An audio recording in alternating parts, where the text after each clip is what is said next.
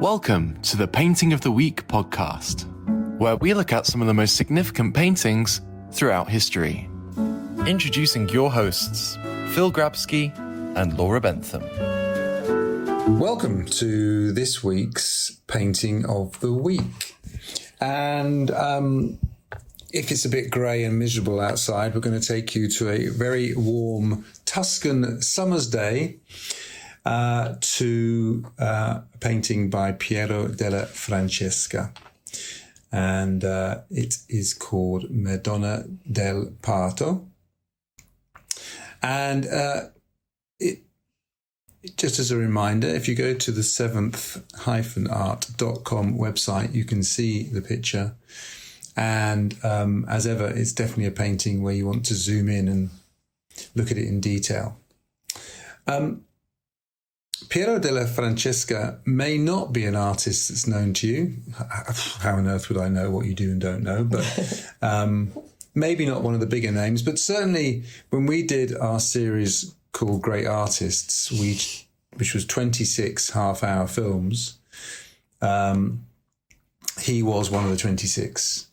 And he has some quite, in my opinion, quite stunning works. And this particular picture, I actually, of all the works, in fact, from the 26 episodes, I can't think of any other examples, but I certainly remember buying a big poster of this one and putting it on my office wall, where it hung for a long time. Eventually I changed it, and I remember giving this to a pregnant friend of mine, and I'll never forget the look of bemusement on her face. What is this? So I never asked her whether she put it up or not. But it is quite an unusual painting because I'd be very happy for someone to correct me. But as you pointed out, Laura, this may be unique in that it depicts the pregnant Mary. Yeah. Which is not, there's plenty of Marys with child. Certainly none I've ever seen of her in childbirth. And I can't think of any others of her pregnant. Actually, it's funny you say that, because when I first saw this painting this week, so I have not heard of Piero at all. So I need to start watching all your films now, Phil, because this is not looking good, is it? That's a given, obviously. You just made me too busy, though, and trying to do all this research. I just need to keep watching all your films.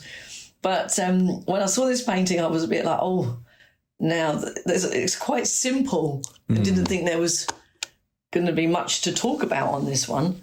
Then I find out he's got a trail which around Italy. So now I'm thinking another trip, because the actual trail and the paintings that go with that, I mean, just look incredible. Well, and then you filmed it. I wish we'd got the Tuscan Tourist Office on board, because I'm now going to give them the biggest plug ever to say that the trail of Piero della Francesca is fabulous. There's some great restaurants. What's not to love? There's some great... It's Italy. San Sepolcro, I remember, because we filmed this painting, and I remember filming there. But I remember eating in this restaurant, and it was just fantastic. Was that where he was born? That's where he was born, and that's where the painting still is. Yeah. Because in the church, or the original chapel... Well, I'm always amazed that these paintings survive, particularly in Italy, which has had plenty of warfare. Obviously, in the Second World War, that's some brutal fighting went on between the Allies and the Germans and Italians. But there are also earthquakes. Yeah. But this painting has survived. I mean, it's 1460s? It's incredible. So...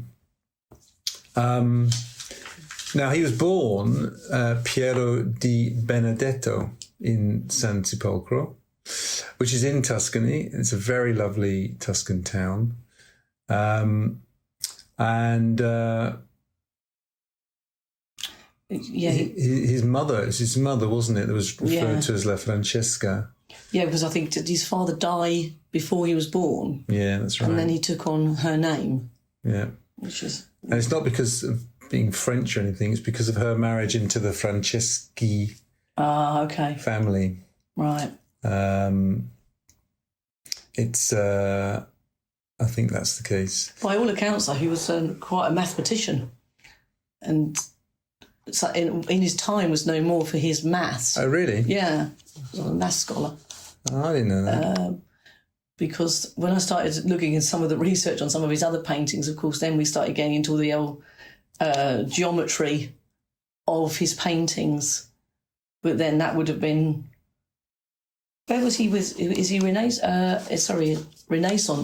artist? Well, very early. 1450s, 1460s. Well, I mean, there's a sense of geometry to this picture. Yeah, there is after I ended up looking. I mean, if we take a look at the painting, for example, so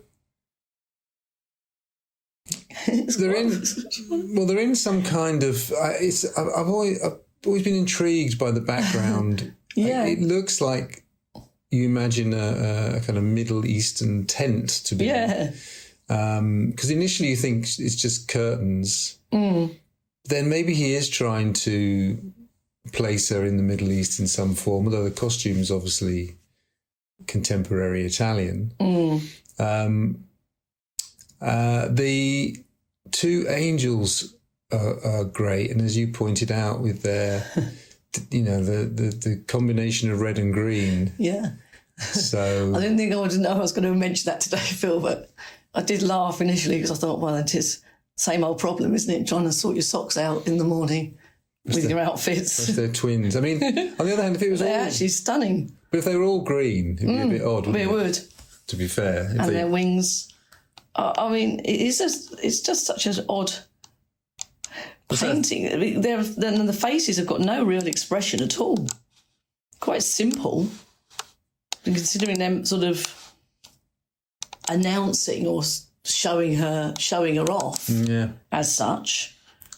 Guardian angels. And then, she's what I always thought was so lovely was that she's so big that she actually can't fit into her dress. Right, yeah.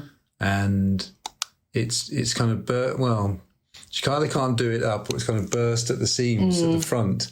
I mean, you'd imagine that, that it would be the back of the dress that you do up. Obviously, this is one where if you zoom in, you can see how it, does up at the front, and she simply can't do it up. No.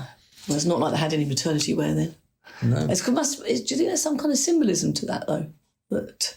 Well, I think it does make you wonder. Yeah, no, I think so. And then, the hand kind of gently resting on the stomach. It's not a perfect hand. I don't think either of the hands are perfect, actually. I mean, if you think of how Leonardo would paint hands around this time or a little bit later, I don't think he's quite got the... No. I hadn't looked at that, but now you've said it. But, Oh, I don't like to criticise him. But what I think is super is her look. Yeah, it's beautiful. You zoom in on her face. I mean, that is... she's just a young teenage girl. Yeah. And indeed, maybe slightly lighter of complexion than she might have been in the Middle East. But I mean, teenage girl she could be anywhere, couldn't she? Yeah. Any culture, any society, any time. And I don't know, what do you see in that face? Well, that is a beautiful expression.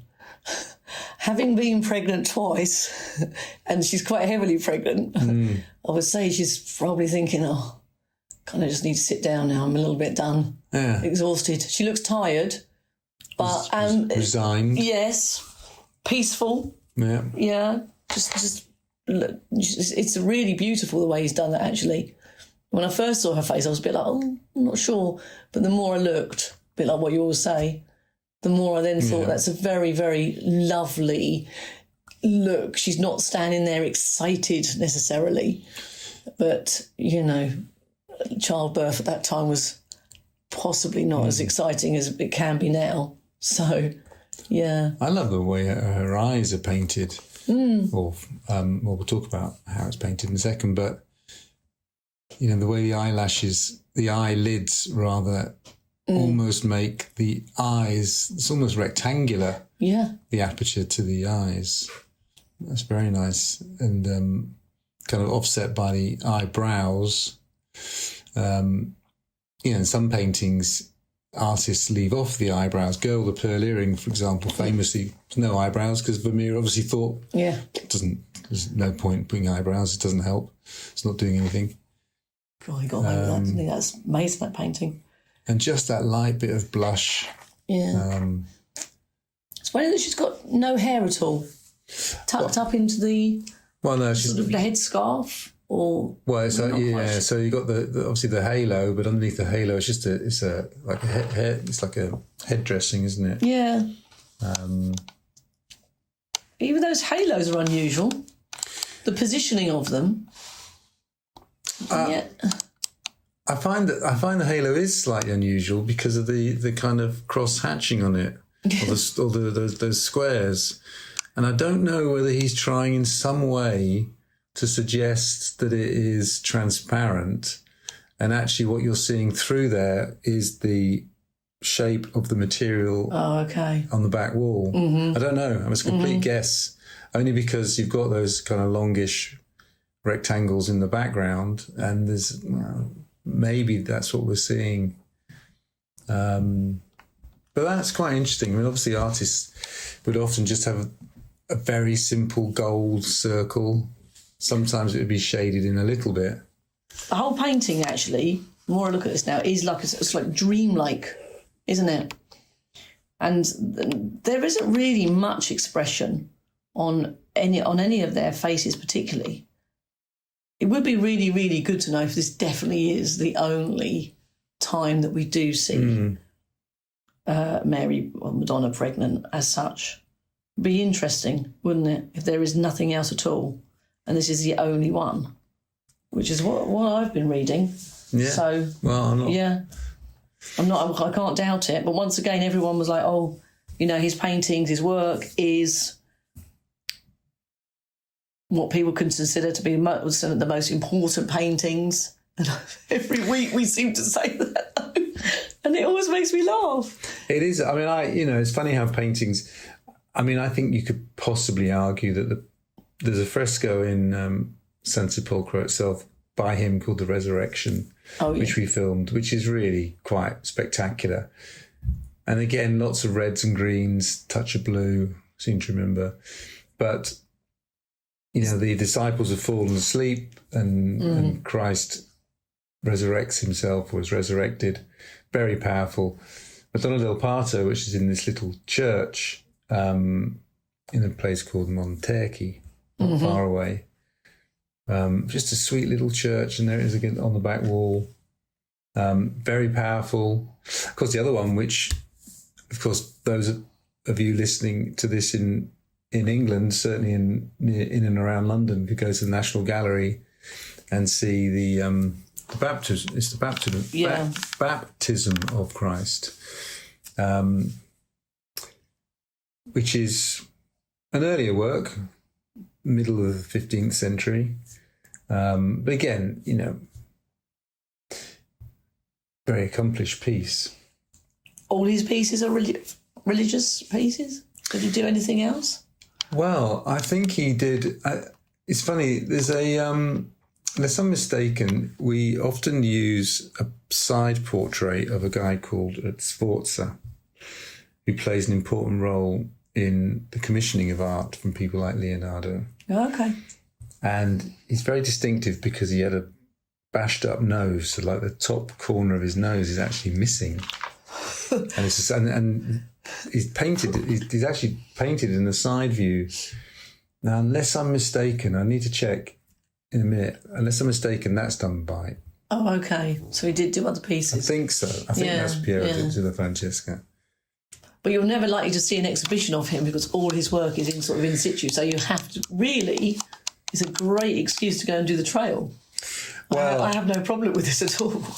This is one of the issues of one of the issues of fresco works is, of course, they can't travel because they're perfect. I mean, there was this, The Last Supper by Leonardo, famously, when Napoleon came to Milan, he wanted to take it away. But the only way you can take it away is actually taking the wall. And luckily they prevented him from doing so, because it would have, but, you know, fresco is one of the places on this trail is a city called Arezzo. And I remember when my wife and I went to Arezzo on holiday about 25 years ago now. But by complete chance, we turned up in the summer on their kind of feast day. And it was just spectacular, because they had all these quarters where people, and this goes back to the Middle Ages, where people came out in their quarters, the colour of their quarter. Yeah. And they had the flags, and I seem to remember horses with people with more flags, but it was, you know, you'd have if you've ever seen the horse race, the Palio in Siena, where you have all these different people who are just in that area, that's who you support, and that's the horse you support. So Arezzo is fantastic, and it's got that real sense. We were lucky that day, but anyway, generally it's got that real sense. It's not hard to imagine being there 500 years ago. No. Now, there are some wonderful Piero della Francescas in the cathedral, or in a church in Arezzo.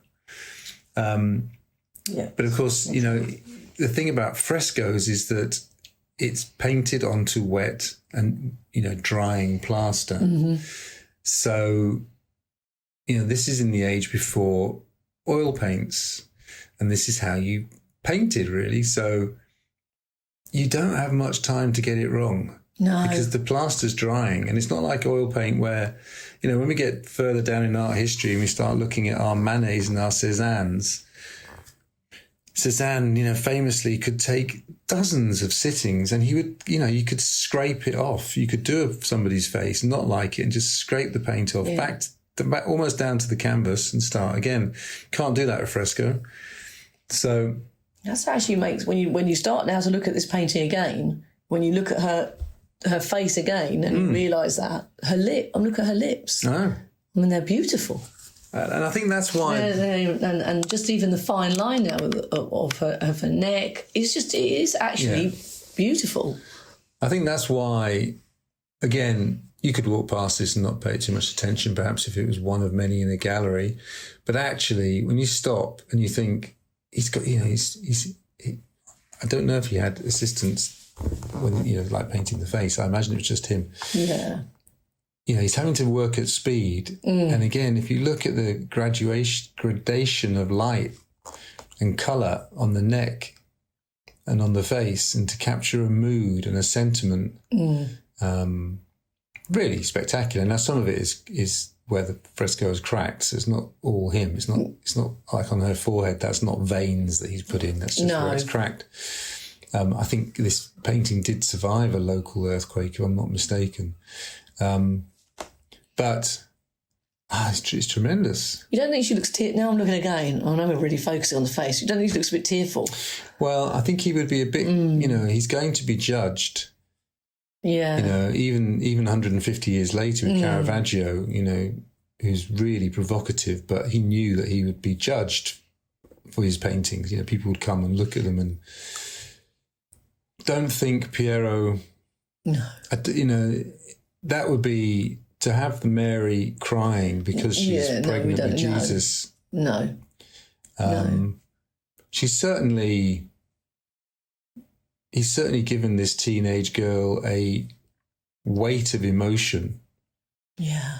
You know, he's not portrayed her as a young, silly thing, shall we say. He's portrayed her as someone who perhaps already knows the fate of her child. This is something we saw in the Raphael film that we did recently.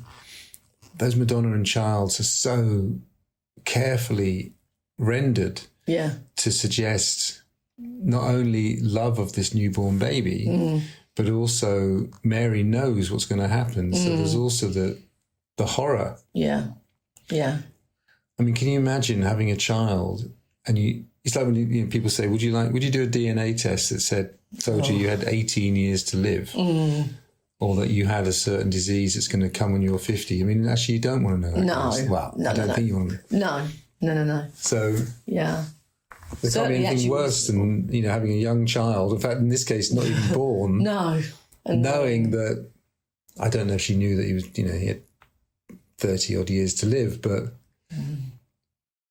In actual fact, the expressions on all of the paintings of Mary, actually might be quite good to do a documentary just on her. I mean, it is actually unbelievable, the amount of different expressions that obviously the pain, the grief, in this case, almost sort of surreal, isn't it? I mean, it really is such a lovely expression, and it's all we're focusing on, because it really is that you're completely drawn to her face on this painting. And the other thing, of course, is that the role of Mary in Christianity is constantly being debated, and is one of the big divisions between Catholicism and Protestantism.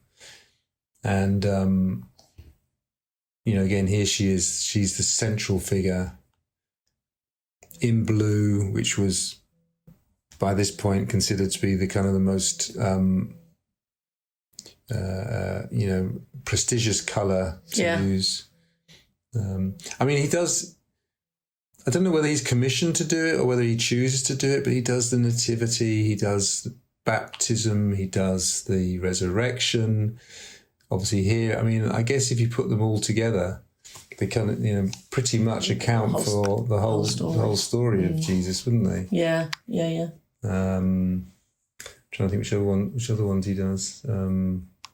I think the chapel did become a place to go to, obviously, for facility. So, if anyone was trying to, get pregnant and things like that, they would all go there and things like to visit the chapel at the time. Yeah, that's true. Women would go. There is a funny story here now, Phil, because you actually gave me this postcard. Yes. I did. I want everyone to know. Which I probably got from that was so sweet. So now I can put this on my wall.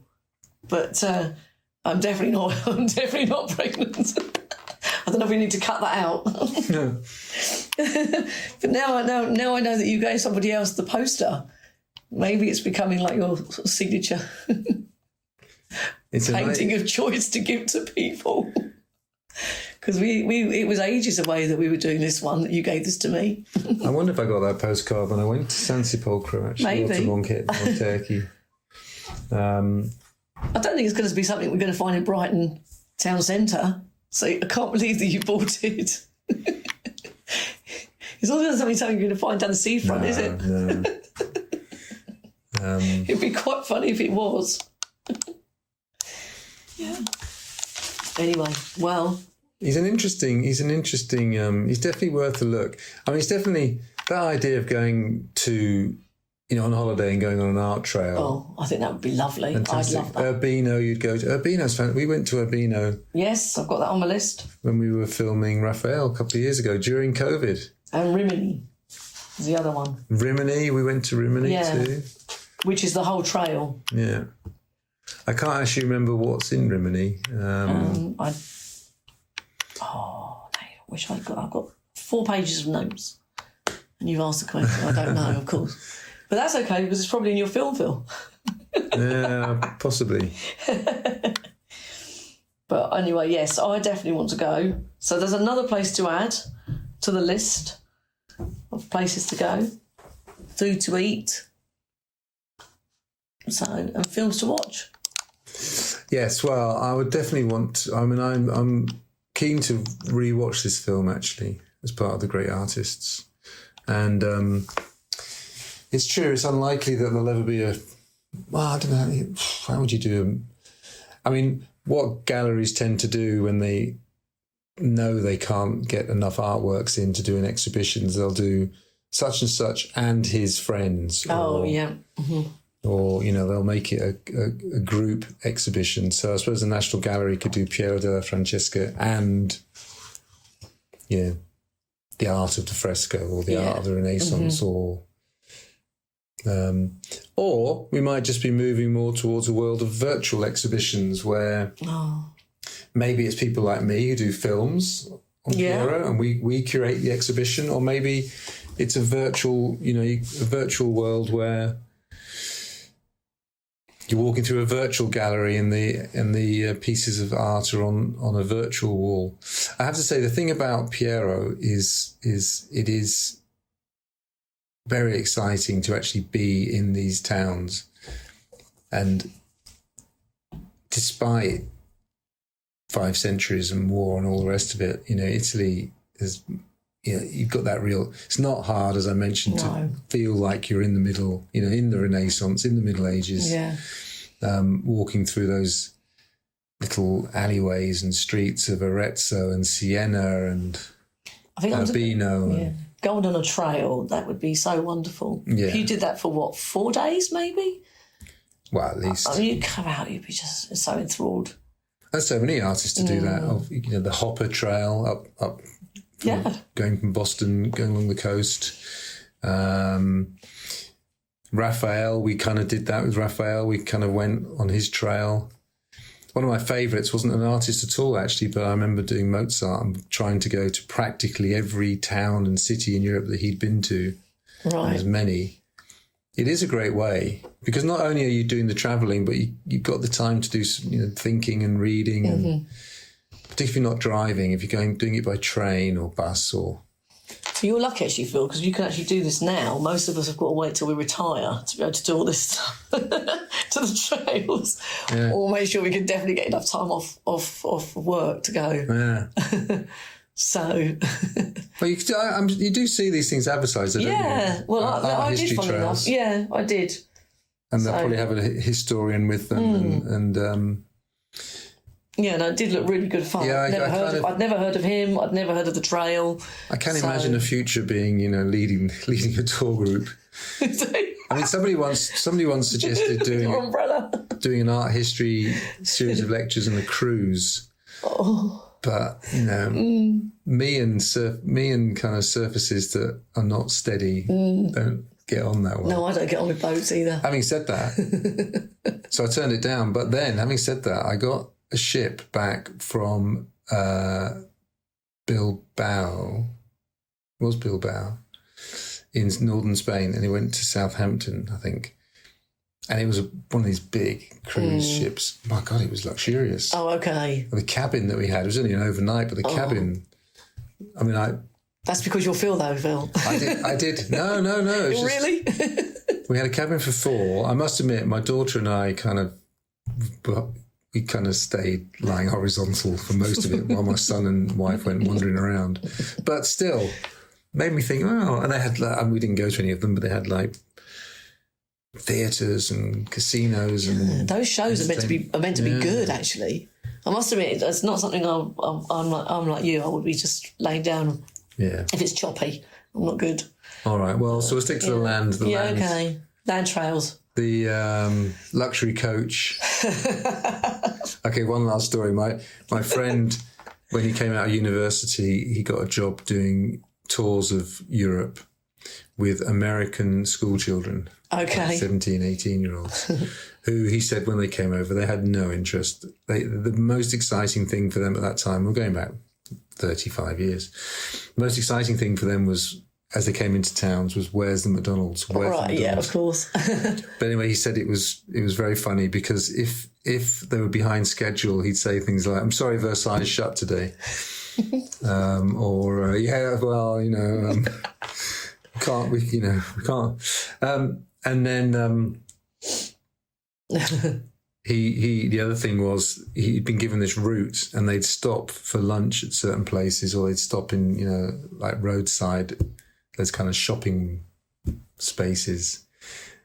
And he said people would come up to me as he cottoned on very quickly, but initially people would come up to him afterwards and give him a little brown envelope, and he's like, "What's this for?" And they're like, basically these places were all, the coaches are essentially being bribed to stop there.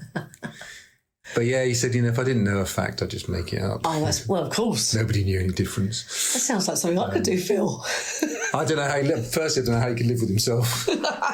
I'm not going to name him. No, don't name him. Anyway, this is a very beautiful painting in Montecchi in Tuscany, and thoroughly recommend it. Very beautifully painted. It looks great in situ, although of course it's not its original situ anymore.